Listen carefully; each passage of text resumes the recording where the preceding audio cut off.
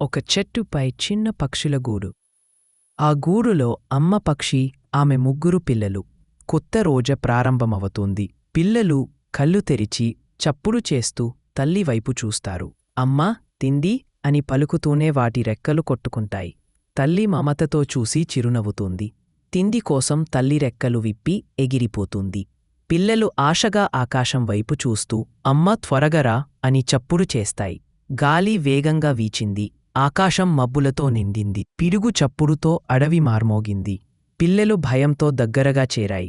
వాన చినుకులు గూడు మీద పడుతున్నాయి. తల్లి ఇంకా రాలేదు. పిల్లలు చల్లని నీటి చినుకుల్లో వణుకుతూ కళ్ళు మూసుకుంటాయి. తల్లి తడిసిన రెక్కలతో తిరిగొచ్చింది. తాను తడుస్తూ పిల్లలను తన రెక్కల కింద కప్పేసింది.